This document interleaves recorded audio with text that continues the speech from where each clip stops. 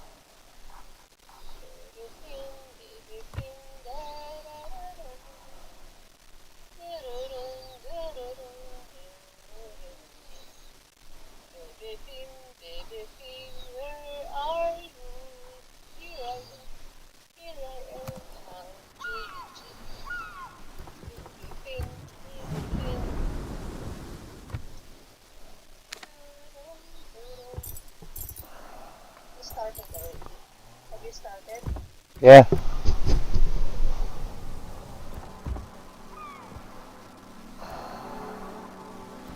Yeah, I've started. Yeah.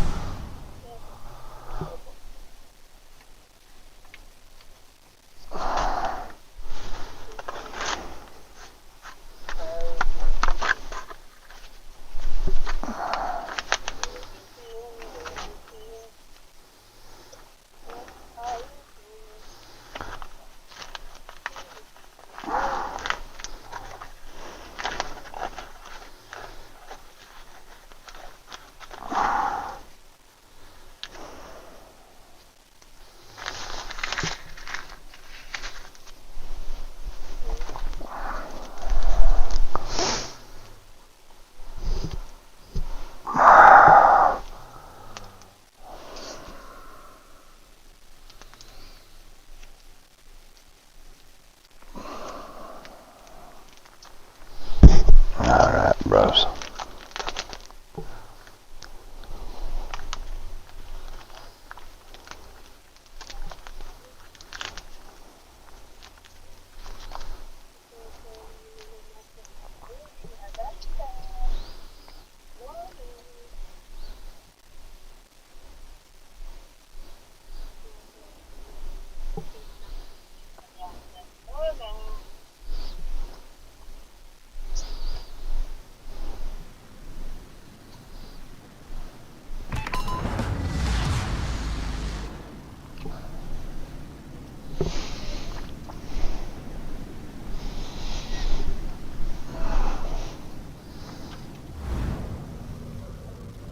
Autopilot mode enabled.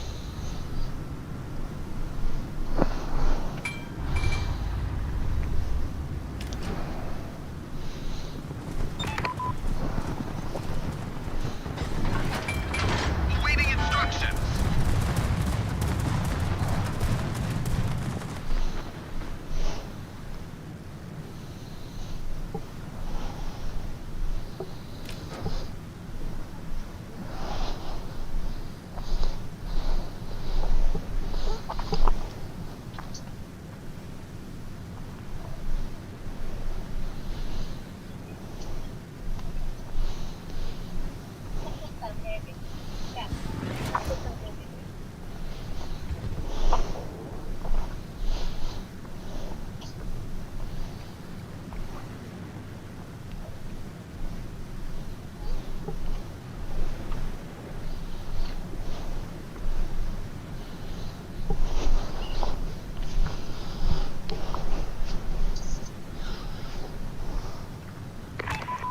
Enemy force detected.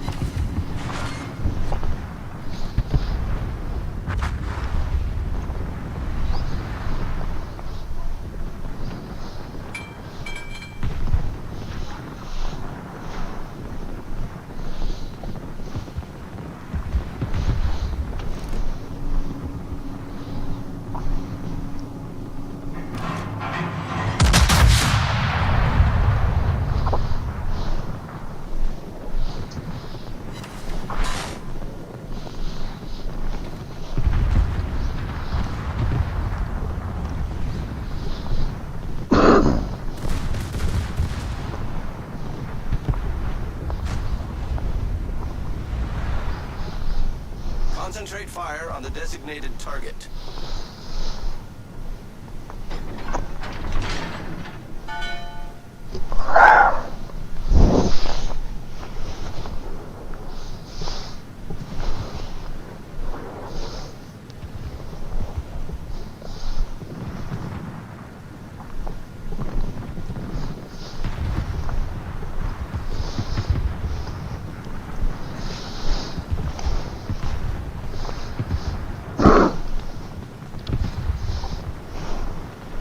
Autopilot mode disabled.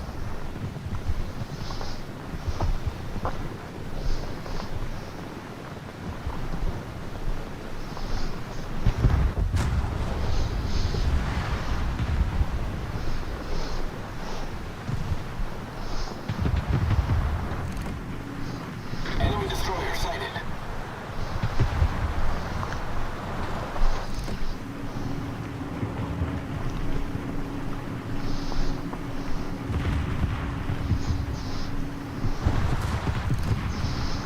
Enemy battleship sighted.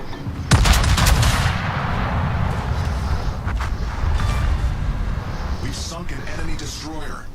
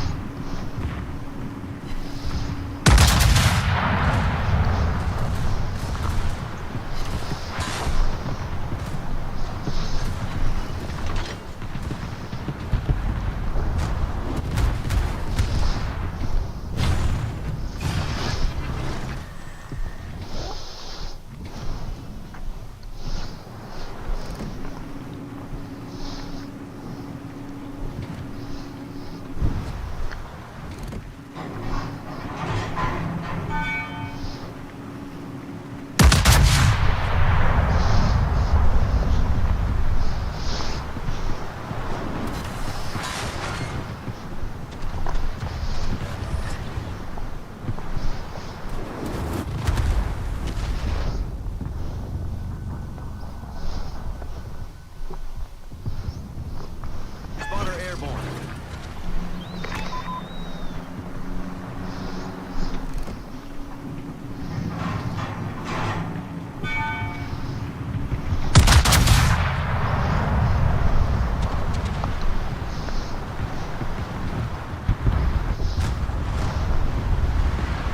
All stations, protect that target.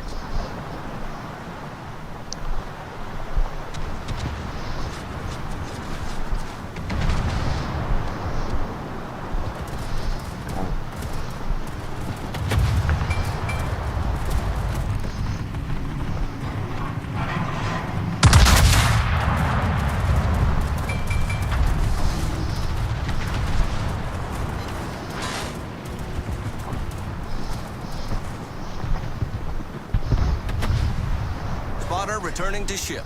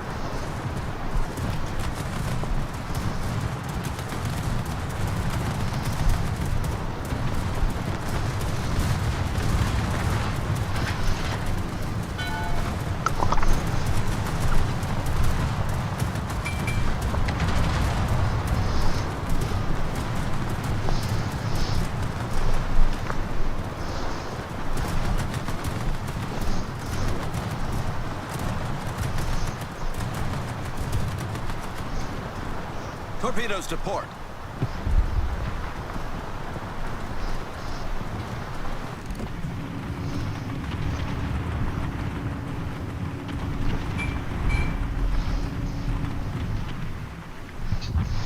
Enemy destroyer sighted.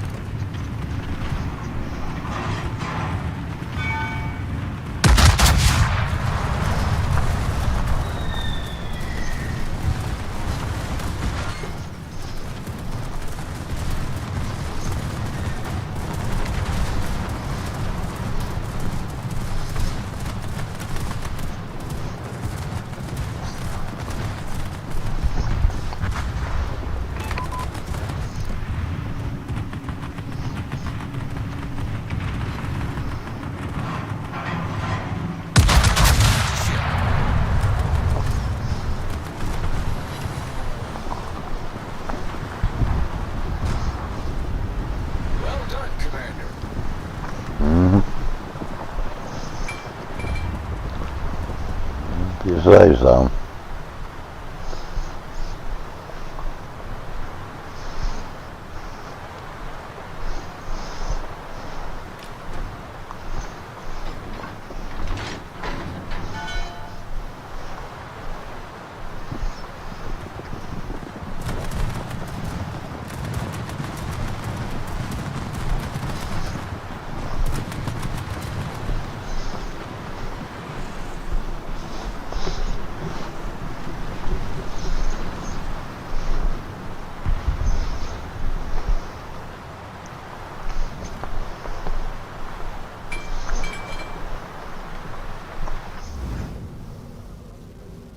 Autopilot mode enabled.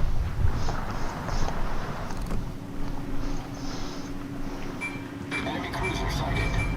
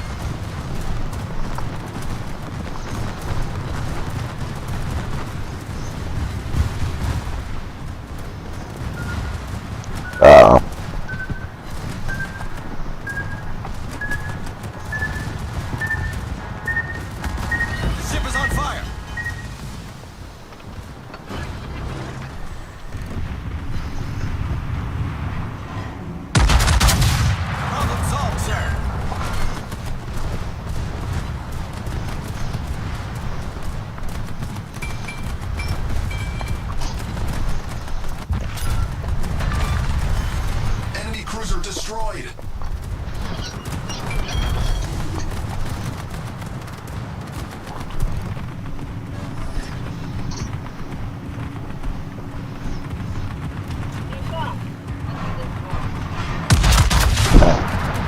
What?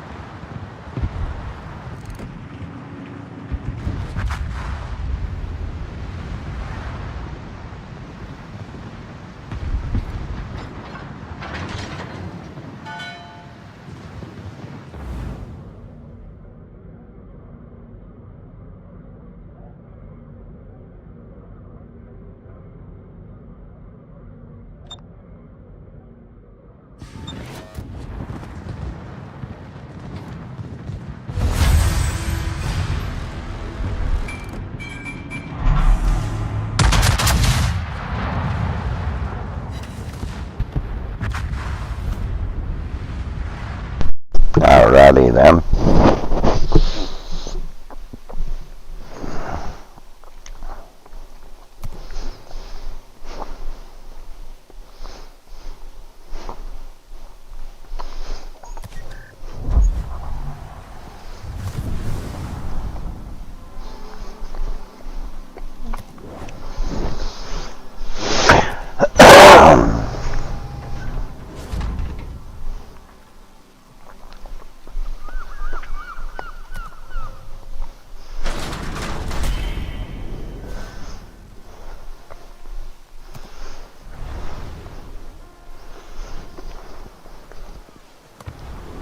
Well,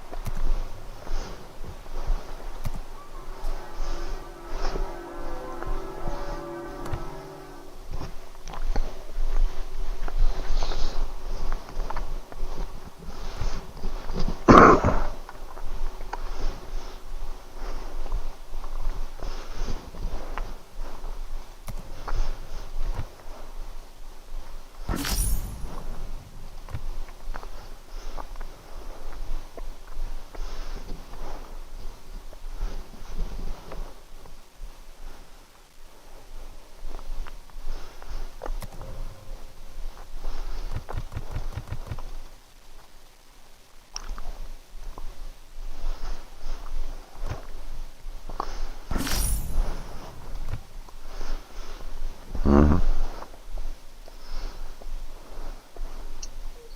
You have to wash the baby's clothes.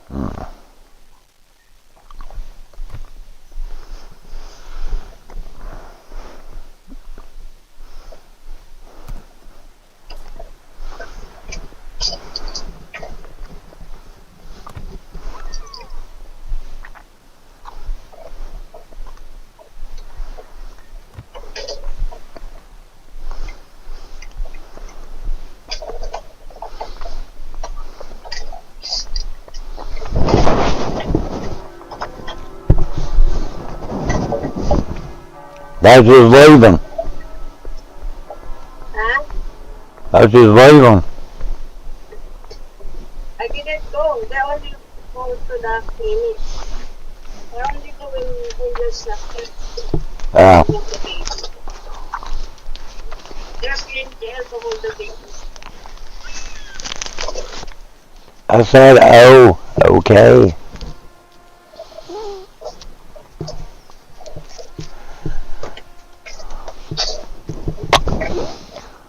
Love you, boo-boo kitty fucker stick face girl.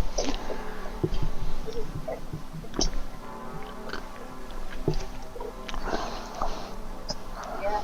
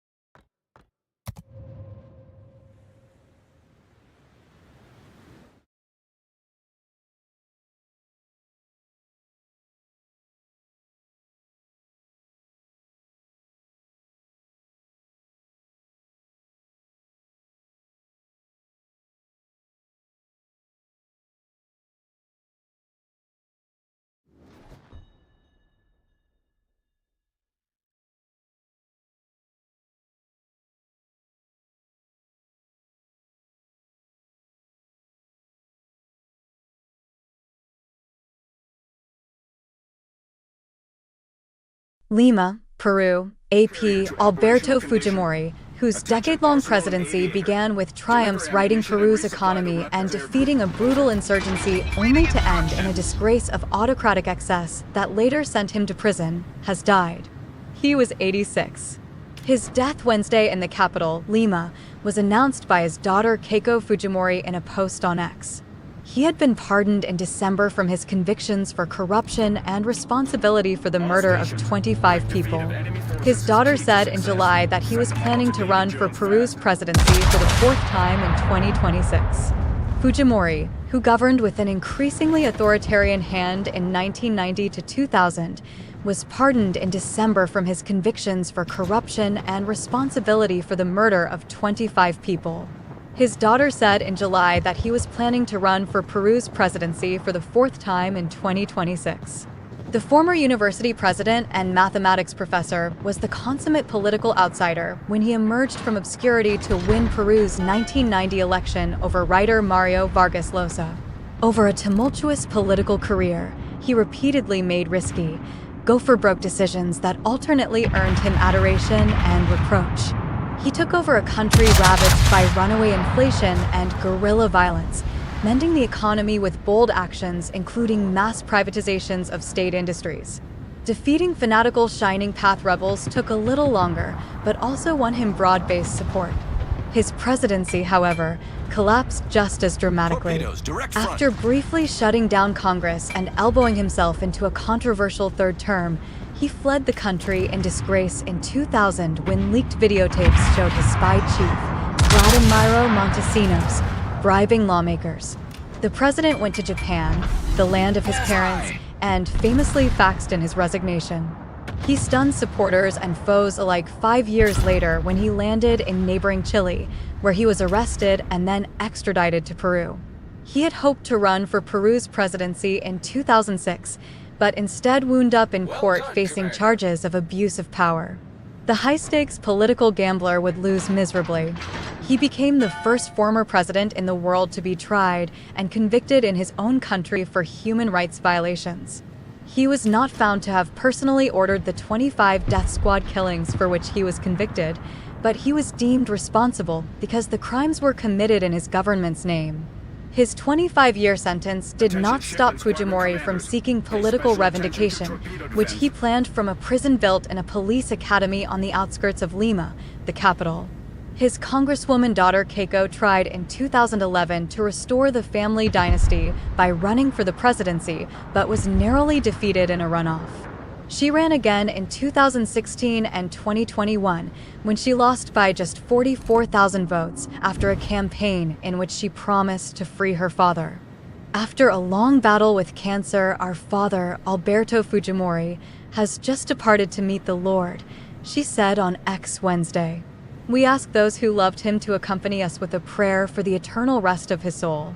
Fujimori's presidency was, in fact, a brash display of outright authoritarianism, known locally as caudillismo, in a region shakily stepping away from dictatorships toward democracy.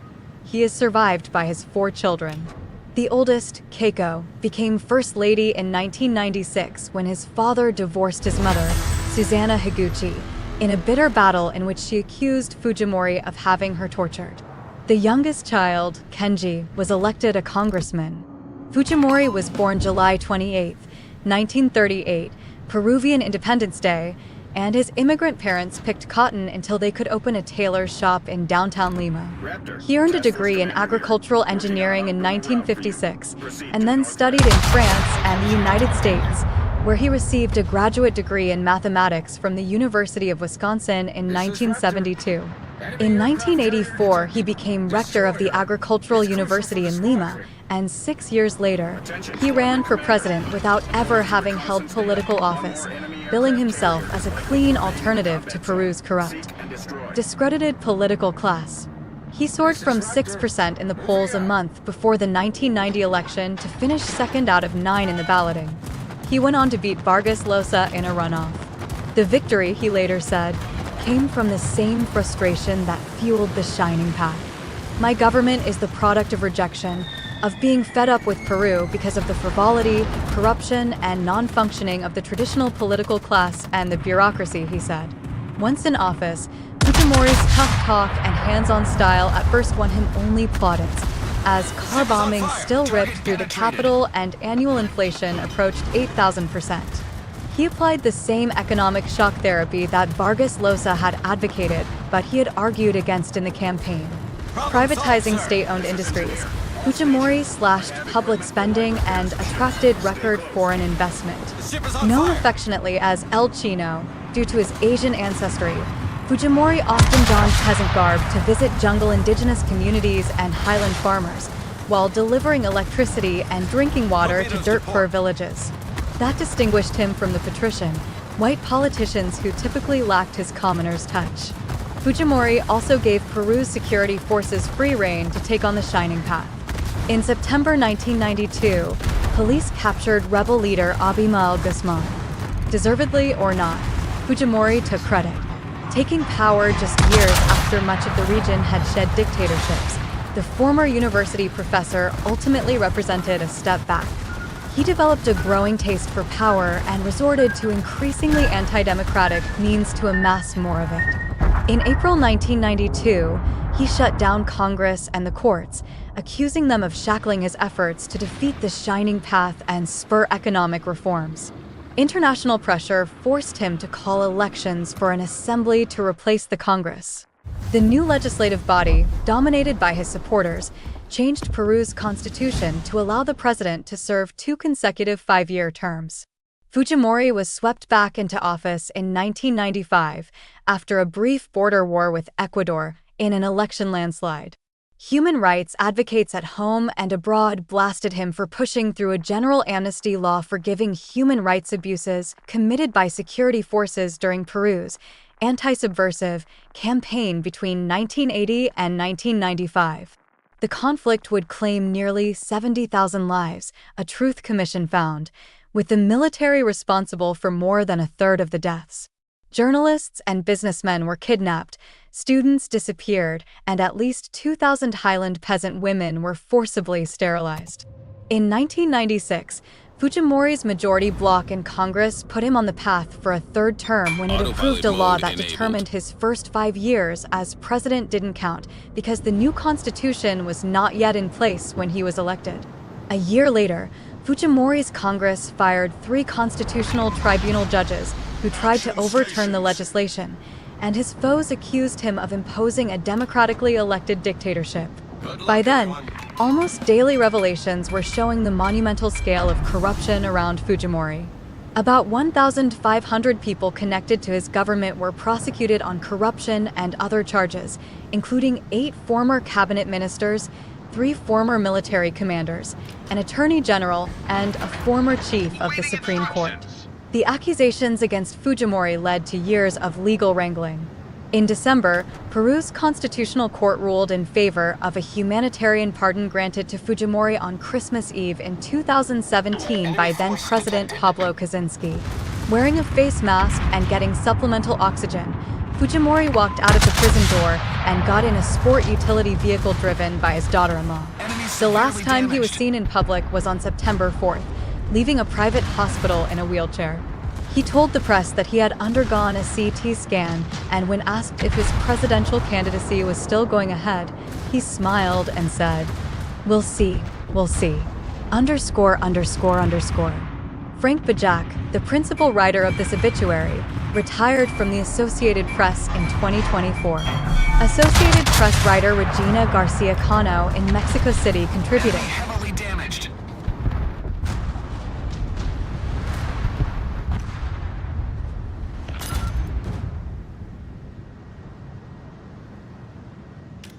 Torpedoes, dead ahead.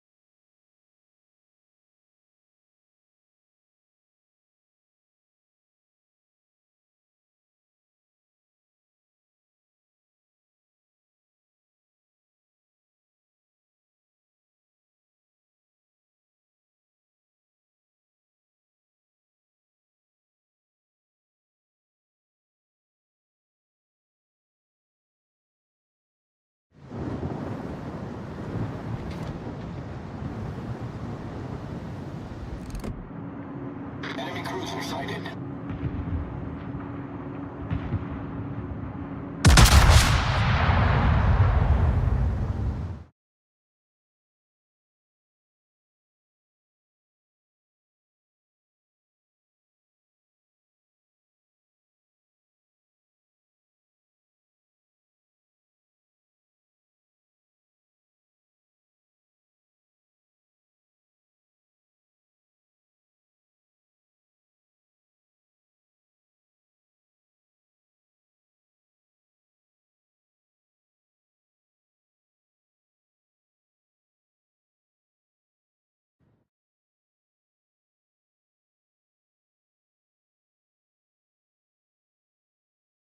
Bloomberg, the idea that it's a good thing to focus on diversity, equity, and inclusion, or DI, is under fire in the US.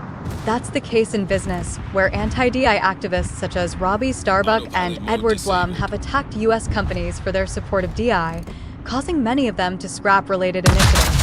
And it's the case in politics, where Republicans have labeled the Democratic Party's nominee for the presidency, Vice President Kamala Harris, a DI hire, implying that her race and gender, rather than her intellect and capabilities, made her ascent possible.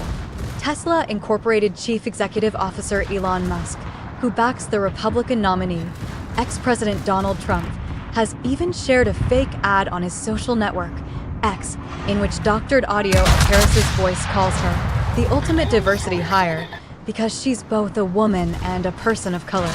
What does DI really mean? Initially, the term was used to promote the idea of increasing diversity in recruitment and hiring. But it's broadened in scope as institutions discover that simply employing more women and non-white people doesn't mean they will succeed or climb the leadership ranks. In the workplace and beyond, disagreements over what the acronym means have made DI easier to attack. The Society of Human Resource Management recently drew fire when it encouraged HR executives to deprioritize equity because it's a confusing concept and instead focus on diversity and inclusion. Some companies have started emphasizing the I for inclusion, sometimes using terms such as belonging and allyship, in an effort to stress that their initiatives are meant for everyone, not just certain groups. Others have changed the way they refer to these initiatives, using terms such as culture or human capital management. How did DI become controversial? The 2020 murder of George Floyd by police prompted a backlash against racial inequity in corporate America. Companies made hundreds of pledges to add non-white employees to their workforce and hired a record number of chief diversity officers. By 2022, many large companies were paying executives an added bonus for their efforts in meeting diversity goals. But momentum shifted early that year amid rising criticism of ESG, an approach to investing and finance centered around understanding risks from environmental factors, social issues, and questions of corporate governance. Conservative groups said funds such as BlackRock Incorporated were pushing an extreme social agenda. Prominent Republicans such as former Vice President Mike Pence and Florida Governor Ron DeSantis began pushing anti-ESG initiatives. In 2023, the Supreme Court ruled that so-called affirmative action programs at college campuses amounted to discrimination and would no longer be permitted. Until then, under Title VI of the 1964 Civil Rights Act, schools were long allowed to factor in characteristics such as race and gender when admitting students. The ruling didn't directly implicate companies. Title VII of the same act bars employers from choosing one candidate over another on the basis of race, gender, age, disability, and veteran status, with limited exceptions. And a 2020 Supreme Court ruling extended the same protections to LGBTQ workers. But the affirmative action decision invigorated legal activists, including Blum and former Trump staffer Stephen Miller, who filed lawsuits and issued complaints to the U.S. government around corporate hiring that they say unfairly favors non-white workers. The war between Israel and the Palestinian group Hamas, which the U.S. designates a terrorist organization, has raised the temperature of public discourse around DI. Republican donors and politicians have blamed university DI departments for promoting ideas that have radicalized pro-Palestinian demonstrators and for failing to protect Jews from anti-Semitism on campus. Have DI initiatives made a difference? White men have lost just a little of their dominance in the workforce. There's been a small, steady shift from white male executives to non-white and female leaders, but white men still control about 60% of the top leadership roles while making up about 30% of the U.S. workforce. According to federal workplace data, numbers from the U.S. Bureau of Labor Statistics between 2019 and 2023 showed the share of all management roles held by Black people increased to 9.2% from 7.8%. Black people, who are about 14% of the overall U.S. population, make up about 13% of the U.S. workforce. Does diversity boost the bottom line? Many advocates for diversity emphasize the business case for it, arguing that a workforce full of people with different backgrounds helps a company avoid groupthink. Even many opponents of DI policies agree with the benefit of a broader pool of insights, though they may disagree about how to obtain them. A series of McKinsey and Company studies between 2015 and 2020 found a statistically significant correlation between public company earnings and the racial diversity of their executives. But more recent research has questioned the durability and magnitude of those findings. Executives including JP Morgan Chase and Company, CEO Jamie Dimon have sought to frame DI as an effort to tap new markets, develop new sources of talent, and invest in high-growth Autopilot mode opportunities in disabled. ways that will boost profits. He wrote in April that programs to train and hire local talent in Detroit had helped the bank gain market share there. How has corporate America responded? Companies have become increasingly cautious about promoting their diversity programs, striking words from public filings, canceling or modifying internships that favor a specific minority group, and eliminating programs that reward executives for hiring more workers of color. Starbucks' social media attacks on what he calls woke corporations have led Tractor Supply Company, Deere & Company, Polaris Incorporated, and Harley-Davidson Incorporated to scale back or change their DI policies. Jack Daniel's whiskey maker Brown-Forman Corporation also dropped its DI programs shortly before Starbucks said he was planning to start a campaign against the Kentucky company, as has Lowe's companies. Several of the companies agreed to end participation in the Human Rights Campaign's Corporate Equality Index, which measures business support for LGBTQ employees. Since supporting the lawsuit that led the Supreme Court to overturn affirmative action, Blum has also targeted Southwest Airlines Company, Fearless Fund, and more with his American Alliance for Equal Rights. A majority of companies still say they plan to pursue DEI in a broad way, but employment lawyers say the companies are also taking a second look at their programs to make them more immune to legal challenge. What do critics of DEI say? Mainly, they claim DEI policies in the workplace have prompted companies to prioritize recruiting women and certain people of color because of their race or gender, at the expense of candidates who are better qualified. For example, they point to companies that have adopted diversity hiring targets they say resemble quotas, something that's long been illegal in American employment law.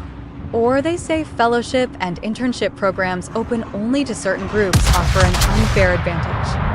Some of DI's detractors say they want a more diverse workforce, but think policies targeting specific groups are the wrong way to get there. They claim DI has provoked racial animus in and out of the office, and allege that people of color are being stigmatized as diversity hires. For his part, Starbucks has said the quick retreats shows customers and companies would rather see business focus on making and selling products and be neutral on social issues. In a recent survey from Bentley University and Gallup, the majority of respondents said that companies shouldn't take a stance on current events. What do supporters say? Many proponents characterize these attacks as efforts by white men to hang on to power they've traditionally wielded in American society, pointing to still dramatic disparities in pay, wealth, and assets between white men and disadvantaged groups. They argue that targeted efforts are still crucial to level the playing field for people of color and women. A majority of employees are supportive of efforts to increase diversity, equity, and inclusion at work. An April Washington Post Ipsos poll showed 61% of adults think corporate DI programs are a good thing, virtually unchanged from the same survey in 2023. Human Rights Campaign has said companies are responding to right-wing bullies such as Starbucks at the expense of their employees and long-term profits. More stories like this are available on Bloomberg.com. Copyright 2024 Bloomberg LP.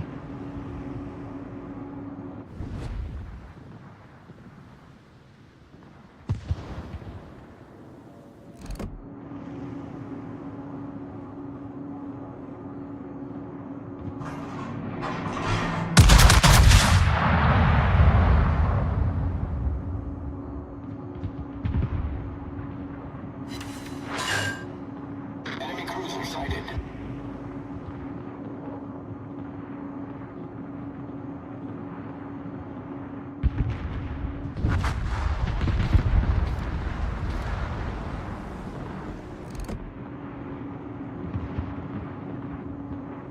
Enemy destroyer detected.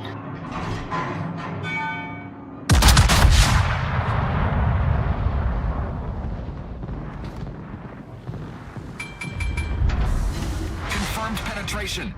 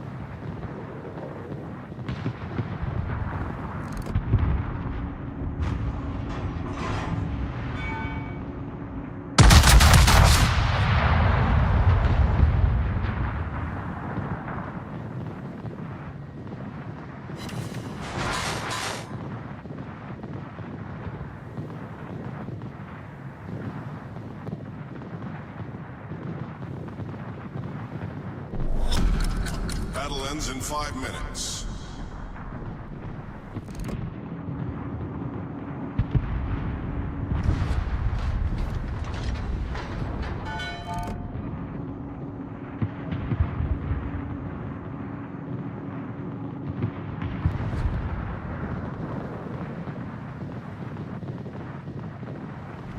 Spotter airborne.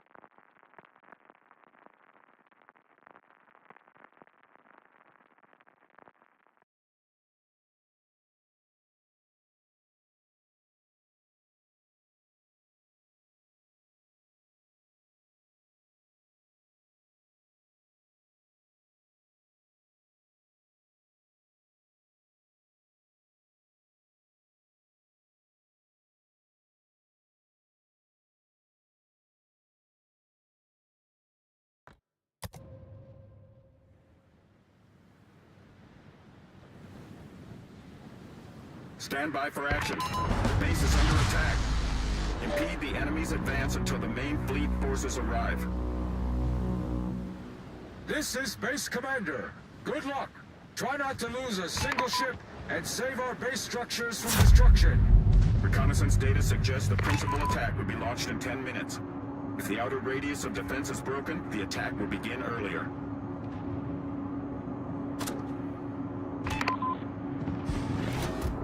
Awaiting instructions.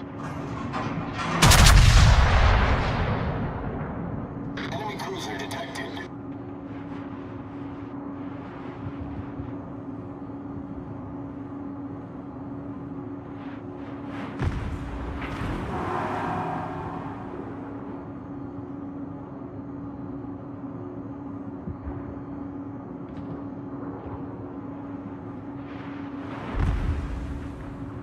This is Base Commander. Ship approaching the second battery line.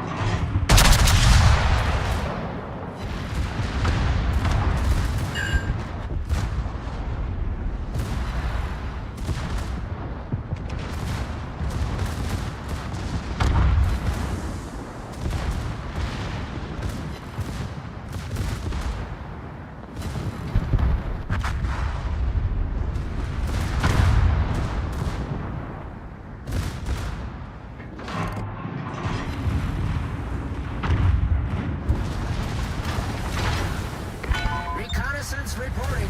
Second attack launched.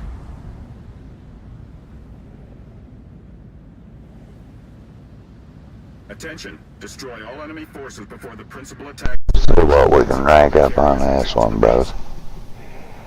Let me take my socks off. My feet are killing me, man. This is Base Commander. Support ship reached Battery 1. Restoring the battery. Oh.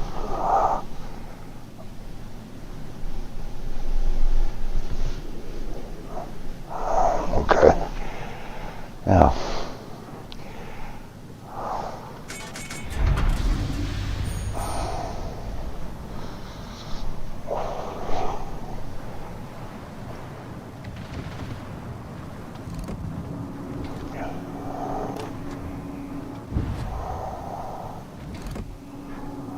Enemy destroyer sighted.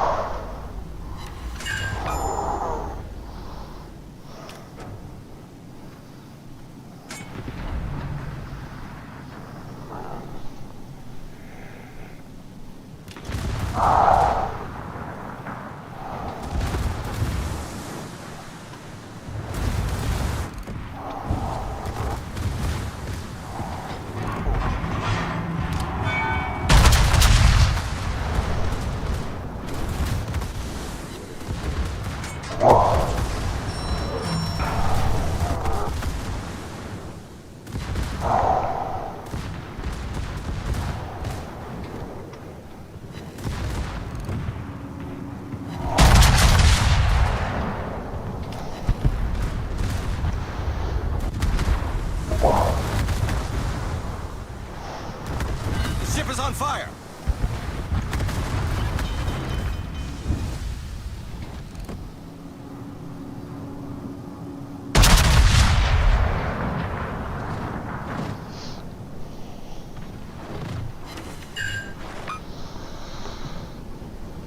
Problem solved, sir. It's, I mean, honestly, man, I don't get it. Enemy destroyer foundered.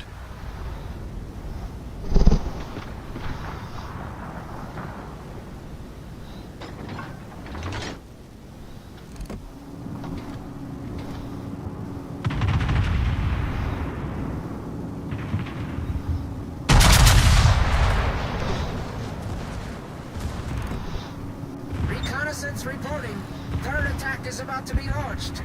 Enemy cruiser detected.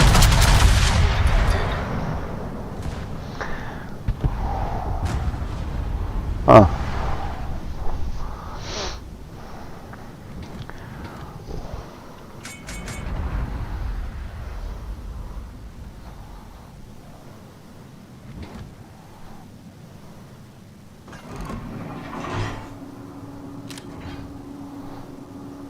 Enemy cruiser detected.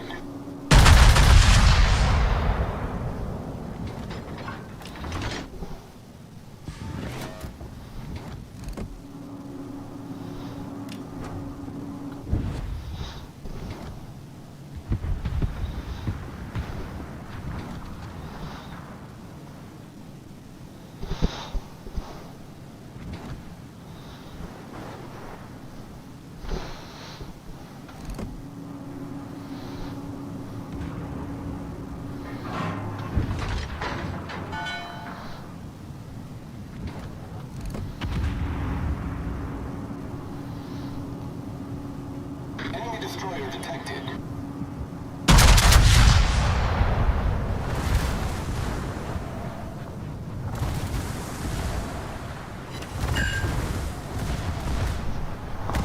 The ship is on fire.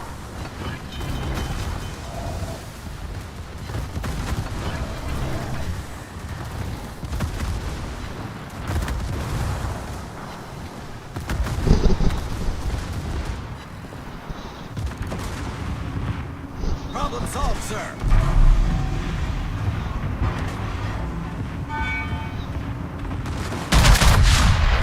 This is Base Commander.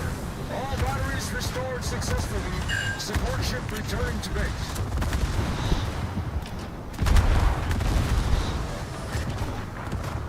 The ship is on fire.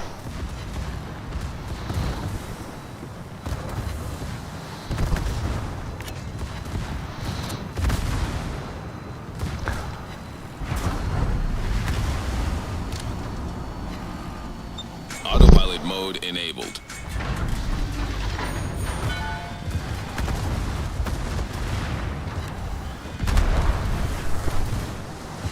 I don't want to die here.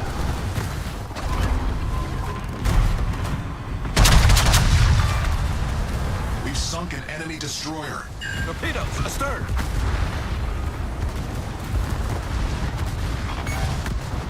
Torpedo tubes destroyed.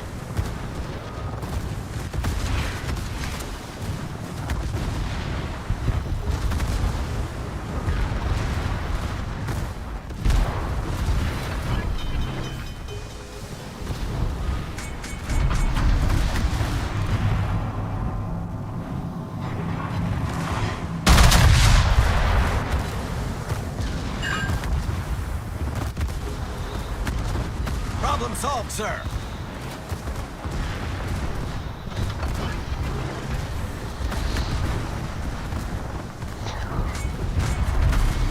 The ship is on fire. Attention. Carrier entering the combat zone. Reporting. Our carrier successfully entered the combat zone. I'm dead. I died. Huh. I can't believe that crap. I should have used a 21, Captain, and just, I think I should. I think I should use a 21 just to collect the points.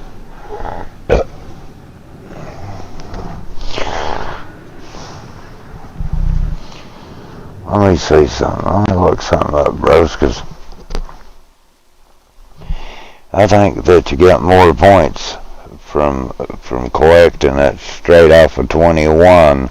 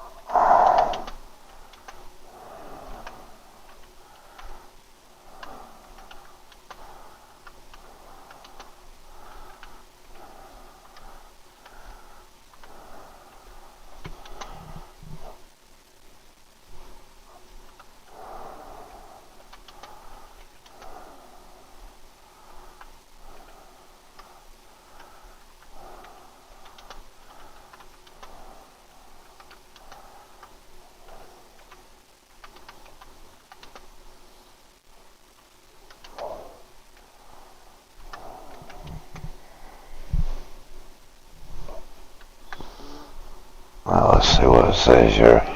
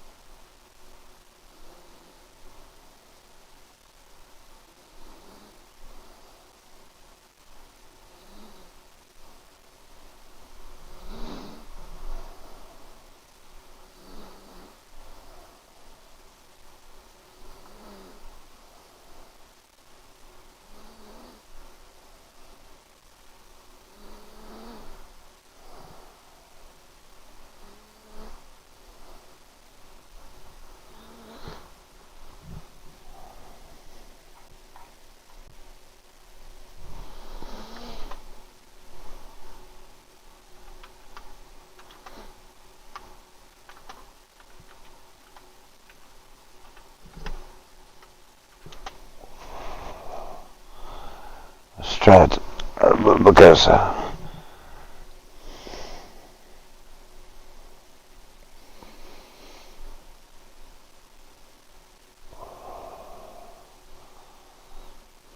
so you do earn more from a ranked out. That's what I thought you did. So you do, at the end of the day, you get more out of one that's ranked out than you do ranking it up, because you no longer. That's all I really needed to know on that deal, because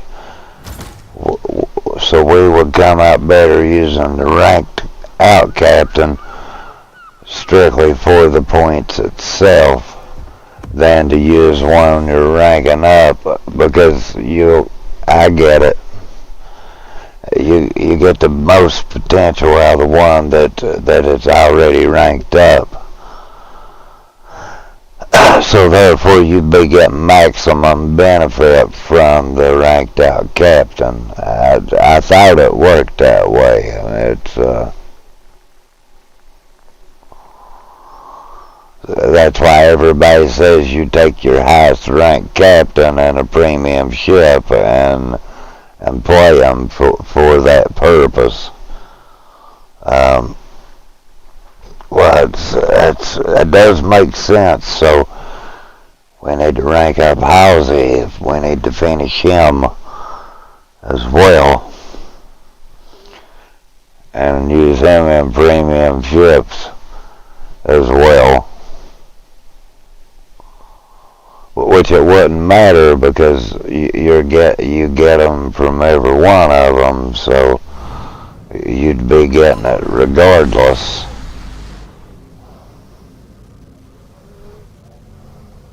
Autopilot mode enabled.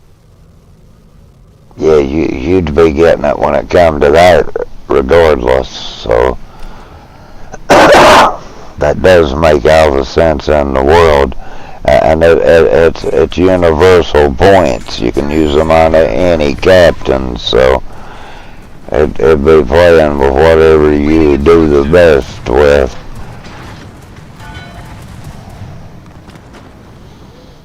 Much obliged.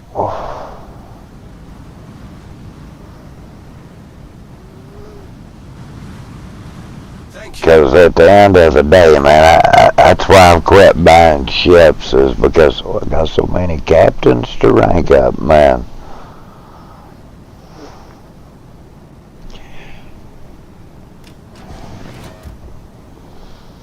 I mean, honestly, at the end of the day, I got a crap ton of captains to rank. That's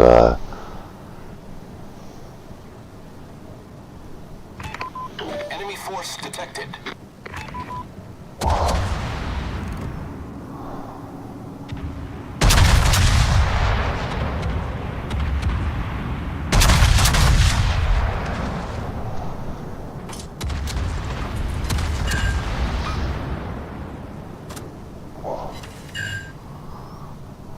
I mean, really, I have. It's so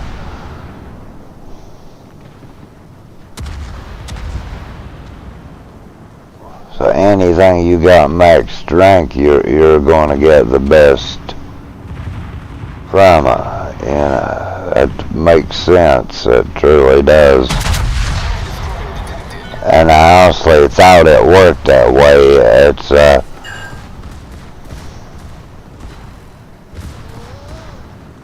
That's why you try to, you can put you can have one in a premium, but then you can also use it in a tier. Enemy destroyer blown up. So you can cut some captains that way, but Ship is on fire.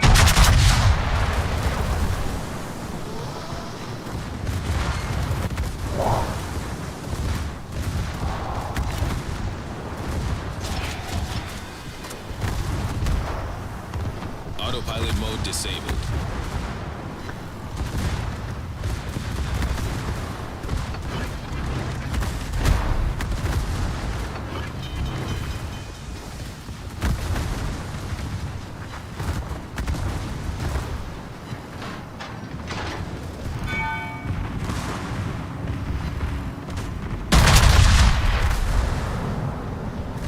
Problem solved, sir.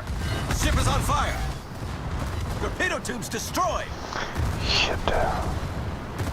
We gotta get away from that. It'll just eat us out, burn us down, man.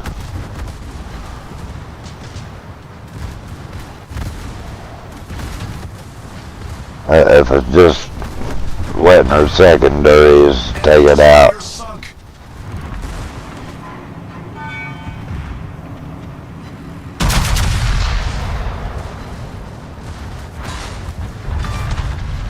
Enemy destroyer sunk.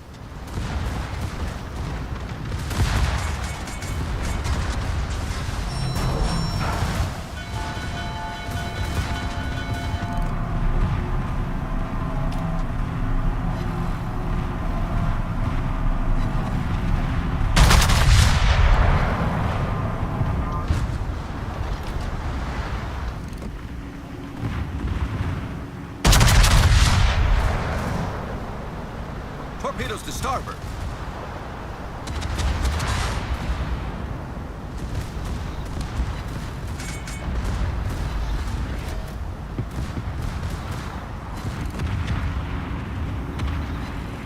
Enemy battleship sighted.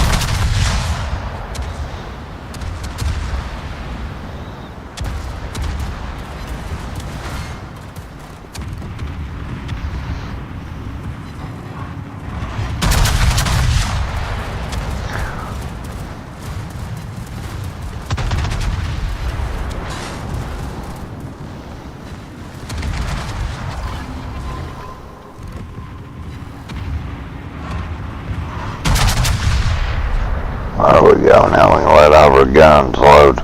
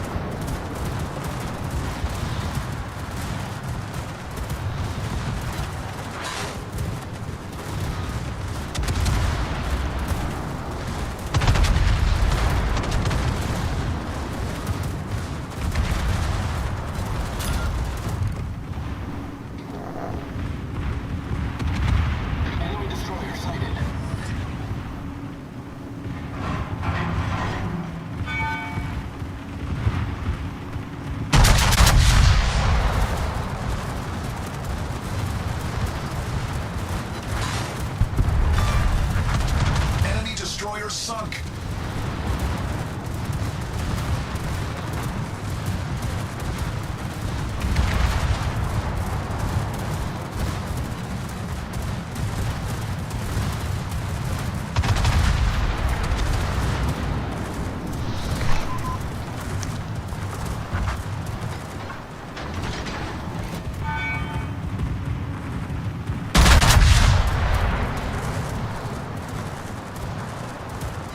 I need intelligence data.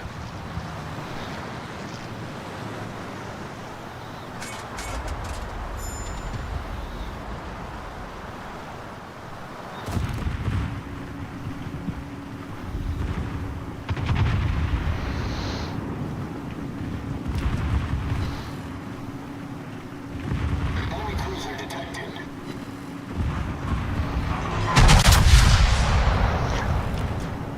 Concentrate fire on the enemy warship. Enemy battleship destroyed.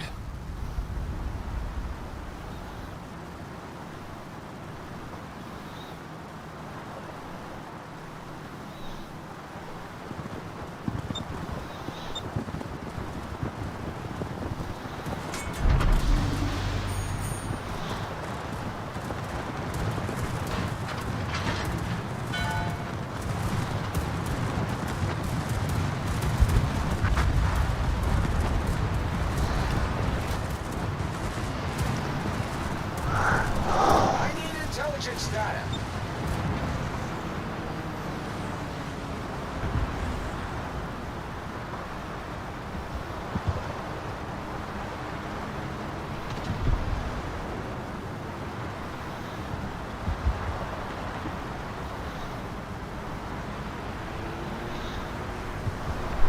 Okay.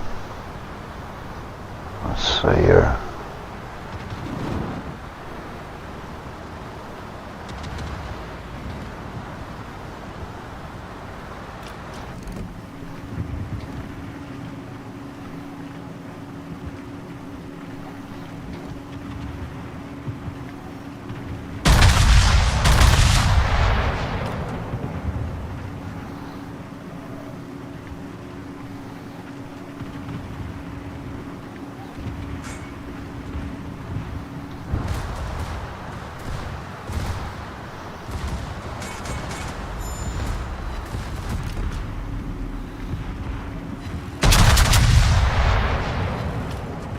Enemy destroyer detected.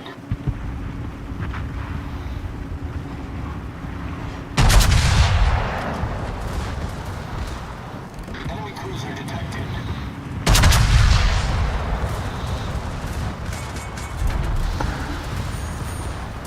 All stations, reporting the position of a strategic target.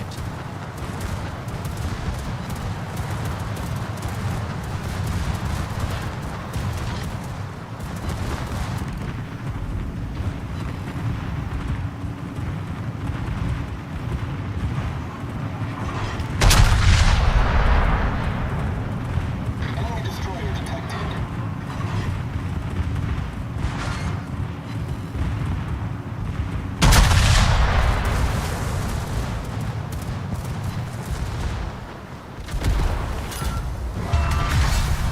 Enemy aircraft carrier blown up.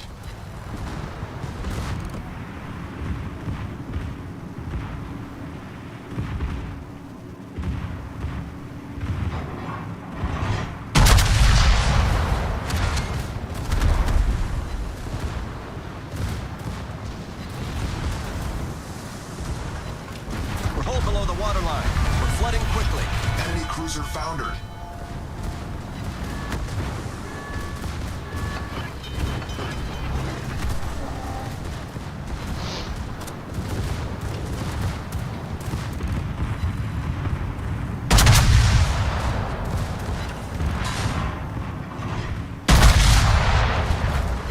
Problem solved, sir.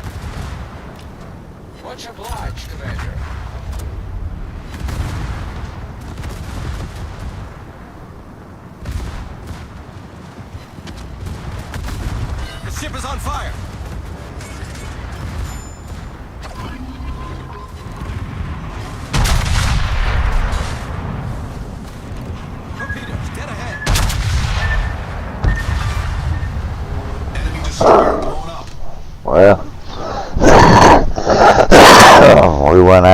blaze of glory, didn't we? Mm-hmm. Shut down. The blaze of glory.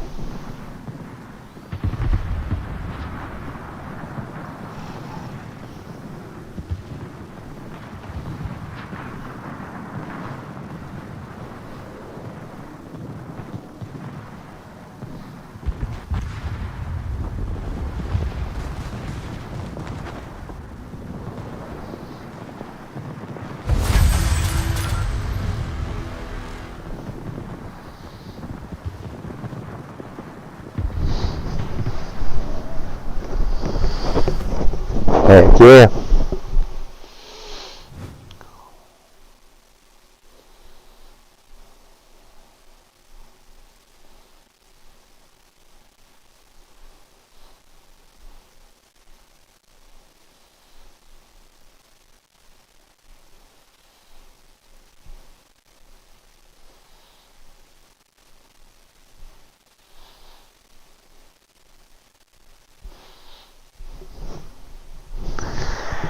We got a mile too, didn't we?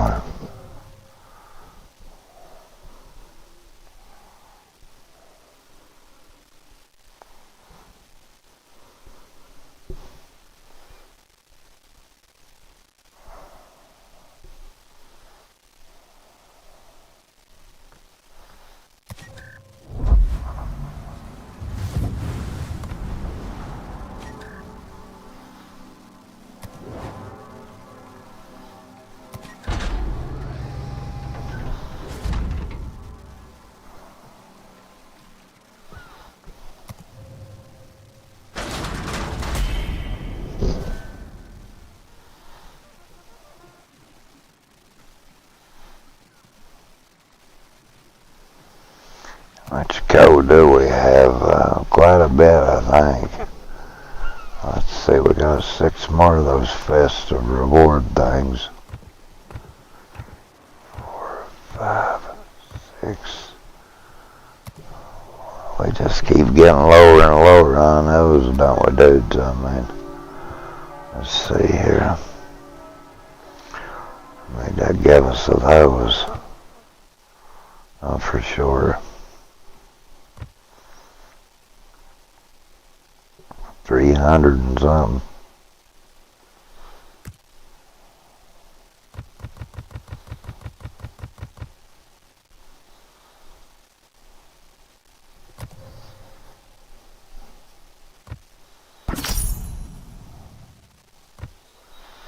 I'm buying them up in these dudes. I mean, man, we're crazy if we don't, you know.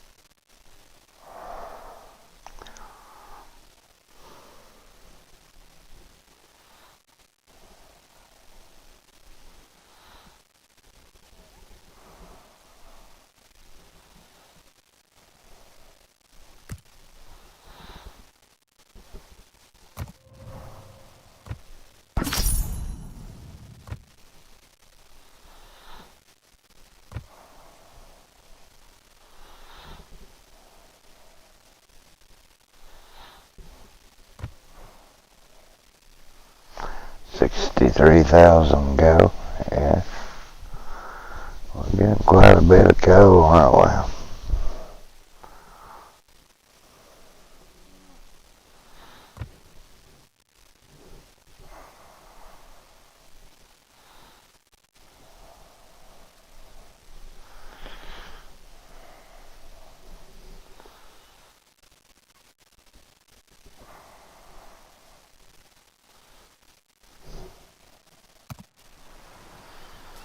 Let's see here.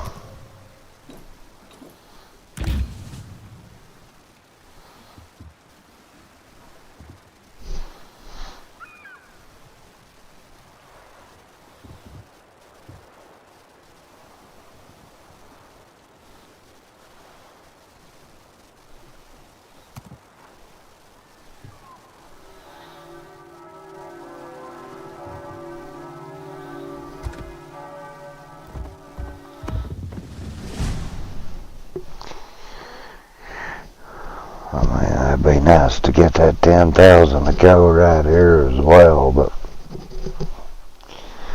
I mean, I honestly don't work to get it, so we could though. I mean, I think it's still doable. Let's see.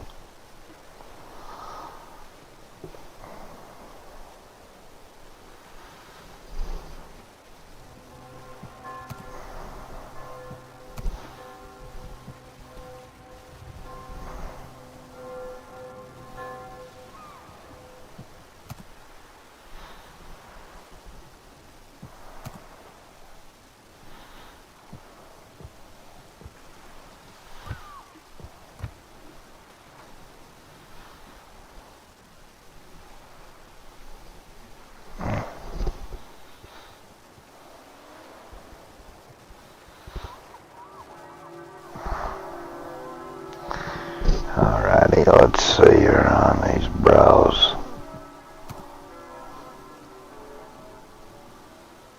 Four days. That's 10,000 to go too as well. Well, I mean, that's nothing kill us to try to get it. But, I mean, honestly, it isn't. It'll be that easy, yo. But, I mean, at the end of the day, it won't kill us to try. Let's see what we can find to listen to as well here.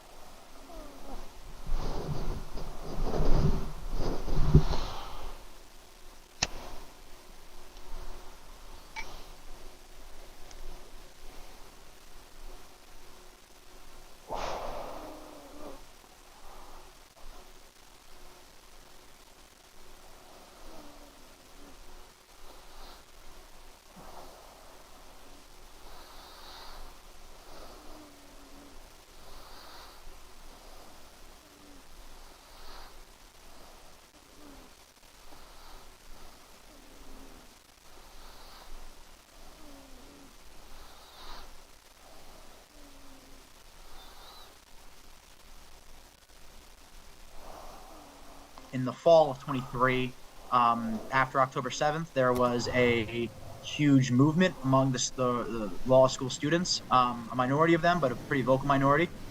They began to, immediately after October 7th, they started to put flyers all over the school.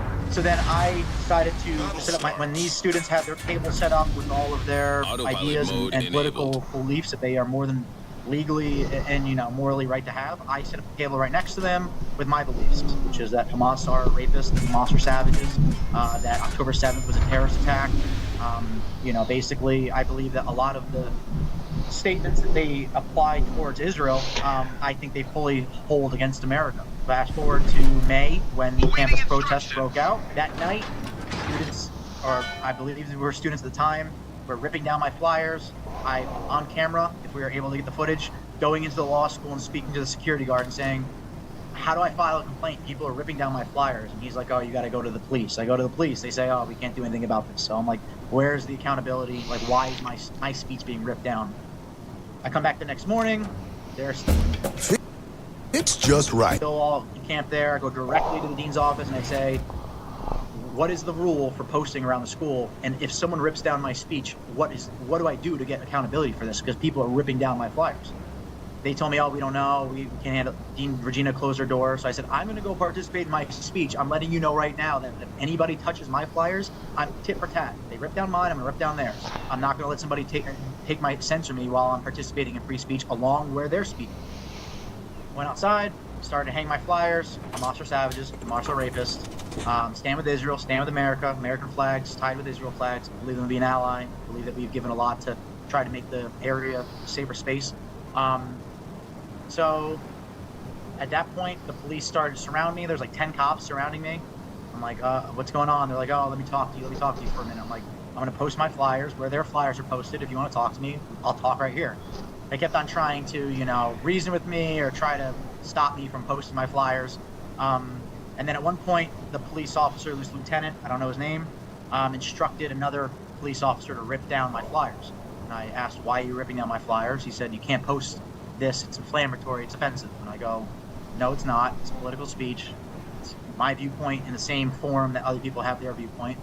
I then asked the police officer point blank, I go, what happens if I continue to post my speech? Am I going to be arrested? Because if you're ripping down my flyers and I keep posting flyers, like, where does this go? What's going to happen? He's like, yes, you'll be arrested. I go, I just took First Amendment. I know full force that if there's speech to be had and there's no risk of imminent danger or threat, if I was being surrounded by the, you know, other protesters, maybe there'd be a reason, but the only people I was surrounded by were the police officers.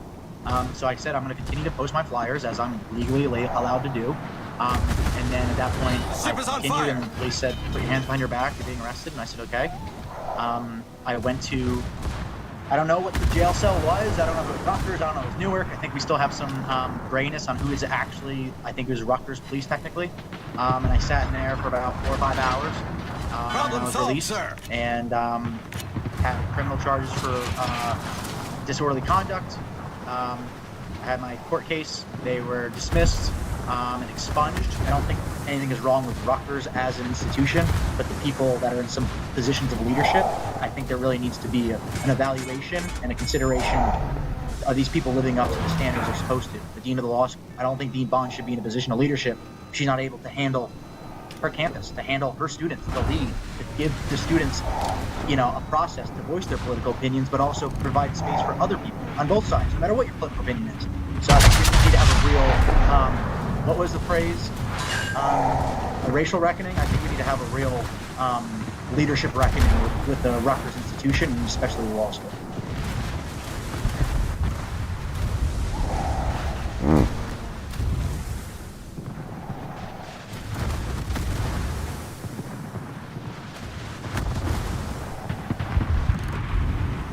With the debate moderators out to lunch every time it was Kamala's turn, it was up to Donald Trump.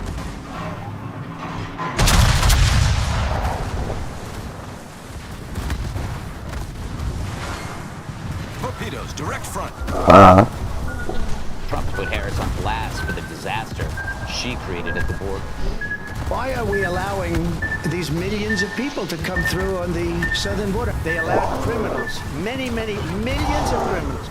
They allowed terrorists. They allowed common street criminals. They allowed people to come in, drug dealers, to come into our country. So I'm the only person on this stage who has prosecuted transnational criminal organizations for the trafficking of guns, drugs, and human beings. He'd prefer to run on a problem instead of fixing a problem. So, Judge, he always brings on fire. up all these prosecutions. Is that for real? No, actually, the cops in the last one that we saw said the only thing she did was she showed up in the green room for the press conference. The cops did all the prosecution. Look, I'm so sick and tired of her talking about, I prosecuted transnational gangs and gun crimes and all this other stuff. So did I. So what? Okay, but the bottom line is this. She's schizo. On the one hand, she says, I prosecuted all this stuff. And on the other hand, I want to decriminalize the border crossing. I want to give the cartel free access to the border. I mean, she hasn't done anything on the border, and now she wants to talk about what a great prosecutor she is. And you know what? The country doesn't know what she stands for or who she is. And the bottom line is Americans are paying for everything, every immigrant who's coming across the border, and she wants to talk about how she's going to prosecute them as opposed to getting the United States attorneys, the attorneys general, DEA, ATF, go down there and make a difference. Attention, reporting the target position.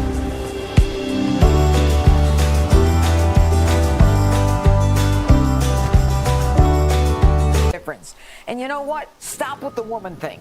If you cared anything about women, then you would care about people like Jocelyn Nungary and Laken Riley and Rachel Morin and 5 kids who were going to be raised without their mother. And she's telling every woman in this country that she's a woman, but at the end of the day, women and children are suffering as a result of her border policy. Harold, what does it matter that they're trans? Why didn't he say anything? I'm gonna come up. Why didn't the president say anything? I don't know. That you said? Ask him. Right, so I get it. You agree with me then? No, it would have. You do agree with it me, would have been. Harold. I think it would have been a more effective debating. He would have had a more effective debate performance had he done these things. You know this because you and I are the only, I think, people on the stage who've been in political debates before against people. I'm with, and Greg, of course. I was student court judge at Sarah High School. When you ran for governor of California, but when you debate with someone. You have to point out their deficiencies. You don't want you're not going to expect the person to point out their deficiencies or even the moderator. If you're in a debate, you have to say, you know what, Vice President Harris, here's what you didn't do, and he didn't do it. You would, but he's fighting the moderators who are throwing lies at him. He is the only person I know. I hate this. I actually like to take this personally. I've never seen a guy who is as wealthy as he is, has had the breaks and opportunities and worked as hard as he has, complain more about things that everyday candidates have to go through. I've been in debates where I thought that people asking the questions might have been a little unfair, but you know what I did? I tried to outsmart him. I didn't complain about it. This is absurd. He didn't do well last night, and he ought to do better the next time. Jesse? I think we should all stop saying Donald Trump should have done this and that. He's Donald Trump. He does what he does. He's 78. You can't expect a man to change that much. But what makes him so emotional at these debates and so volatile is also a characteristic that makes him able to withstand getting his home raided, being called a Nazi for 5 years, being arrested, being put in a cold courtroom, being shot, and standing up, fight, fight, fight. So yes, you can have a perfect candidate that acts like Mitt Romney with good hair and discipline and perfect talking points and elocution, but he's not going to be able to withstand the avalanche of attacks, dirty tricks that Donald Trump has. It's a good point. When Trump got shot, instead of yelling "fight, fight, fight," he should have stood up and said "hugs." Although, but it's interesting when you bring up that point. I mean, it's a different time, but remember that it was Harry Reid, the senator at the time, who claimed that Mitt Romney had never paid taxes. Right. And then later on, he's like, "Yeah, I lied about that, but who cares?" Right? And Candy Crowley. Yeah, that was in the debate. Every time. So that's what I think that is what Harold is saying, is that this is a pattern. You could have seen it. Here's another pattern. Kamala Harris, I was looking at this. She had a very clear formula for her answers. She basically, it was like a two-step. She pretended to acknowledge the question. And then she was like, I'm going to answer that. Reporting the target and then position. she would go on a stem-winding response that ties in her bio so that people could get to know her, but she never actually answered the question. And then the moderators would hit him on something else. Yes, exactly. And it was just on and on like that. Yeah. You're very effective. Like, you know? Now I Very know. effective. Yeah. All right. All stations requesting fire on the designated target.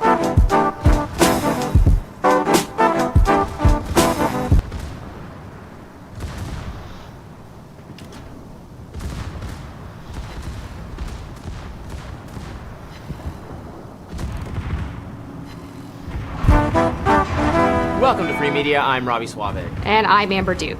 CNN's Aaron Burnett was stunned to learn that Kamala Harris is on the record as having supported publicly funded gender transition surgery for detained illegal migrants. Here was Burnett reacting to a report by CNN's K-File. This questionnaire is really an interesting snapshot in time of that 2019 Democratic primary. Kamala Harris was trying to get to the left of Bernie Sanders. She was trying to get to the left of Elizabeth Warren, and you really see that in a lot of these answers, and I want to walk our viewers through a little bit of what she said. Let's just take immigration and look at what she said here. She said on immigration, she made this open-ended pledge to end immigrant detention. She said she supported taxpayer-funded gender transition surgeries for detained migrants. She also said she taxpayer-funded gender transition surgeries for detained migrants. She actually said she supported that. She wrote and answered in the affirmative when she was asked this. And she said she also supported it for federal prisoners. Now, she also pledged to slash immigration detention by 50%, close all family and private facilities, and decrease funding for ICE, and then the end ICE detainers with local law enforcement. I mean, these are things that, you know, it would be hard to think that you would come up with taxpayer funding gender transitions for detained migrants. The best part of that is clearly Aaron Burnett's surprise. Like, wait, she said what? Why did she? Who made her say that? And the answer is the ACLU. It was a questionnaire that she enthusiastically answered in the affirmative. back in, the Over 2019 cycle, when heck she was yeah. a candidate for president for the Democratic nomination alongside the eventual winner, Joe Biden, and these other people, Bernie Sanders, Elizabeth Warren, Amy Klobuchar, etc. It's a good reminder of that moment in sort of political history when Democrats were forced to embrace, regardless of what you think about them, policies that clearly would not be popular, are not popular. Were not popular then, are definitely not popular now. Now they know they're not popular, so they're running away from them. But man, that is a hard thing to have to run away from, gender transition surgeries publicly funded for illegal migrants. Yeah, if CNN can't even hide their shock that someone would support that position, you know that there's a serious problem. And this ACLU questionnaire that was resurfaced by K-File is really just further indication that Kamala Harris was the most liberal senator. She was adopting very progressive far-left policy positions during this primary, and it is totally valid and legitimate to ask how she has suddenly gotten to where she is in 2024, where she's disavowing all of these positions through anonymous campaign officials or through statements that she makes to the press. And even in this interview that she did with CNN's Dana Bash, didn't explain really how she got from one set of policies to another, and even insisted that her values hadn't changed, which is just made it all the more confusing that there was this radical policy transition in just 4 or 5 years. Yeah, there was definitely a change. I mean, I think, again, it goes to show you what Democrats were forced to embrace because of the kind of very culturally, socially liberal values of elite media and elite democratic forces that pushed them to that, not knowing that all that stuff would end up being so unpopular, and then not having to actually run a campaign this time around. We're calling on what she said she would do, what her policy positions were from the previous election cycle, because she didn't have to do any of that this time. She just got away with being coronated the nominee by the elites in her party, and now we're in a position where we're finding out, what does she actually believe, and did she not believe those things back when she said them? What's even more challenging for her is that the Biden administration's record has her fingerprints all over it. She was bro, that's going to do that for me for now. Chairman of the Senate, being vice president for quite some time. Probably be back later. Please like and sub. Sorry, bros, I ain't feeling good.